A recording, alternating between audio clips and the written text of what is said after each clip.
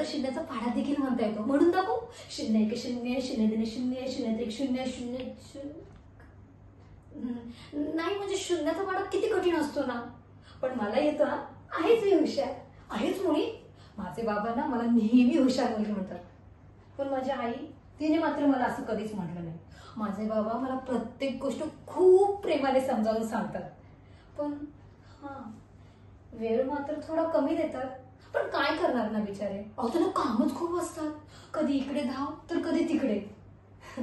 माझे बाबा नेहमी जातात ना तेव्हा मला नेहमी सांगून जातात की मी लवकर येईन. पण मग येत नाही. 1 दिवस जातो, 2 दिवस जातो, 3रा दिवस जातो, मग 4थ्या दिवशी जाऊन कुठे बाबांचा आवाज येतो छोटी. मग त्या दिवशी मी त्यांच्यावर रागवले ना हेही विसरून लवकर त्यांच्या जवळ जाते. माझे बाबा म्हणतात की या जगात रडणाऱ्यांना कोणीही जवळ करत नाही. अगदी देवबापाला सुद्धा ना अशी माणसं आवडत नाही. मग काय तेव्हापासून ठरवलंय आता रडायचं नाही. माझे बाबा आहेतच खूप छान. आणि त्या दिवशी बाबा घरी येणार होते. आम्ही त्यांची वाट पाहत होतो आणि अचानक दाराची बेल वाजली. मी उघडायला जाईल तितकं अगं आई थांब ना. दारात कधी नव्हे ते काका काकी आले होते. सोबत खूप माणसे देखील होती. त्या माणसांच्या हातात एक लांब अशी पेटी होती. ती बघून मी घाबरले आणि ती बघून माझी आई रडायला लागली. आई अशी का रडते. आई बाबा येणार होते ना. काकी काकी बाबा येणार होते ना. त्या कापडात गुंडाळलेल्या एका व्यक्तीला बाहेर काढलं आणि त्याला बघून आई बाबांच्या नावाने बघून रडत होती. मला काहीच समजत नव्हतं.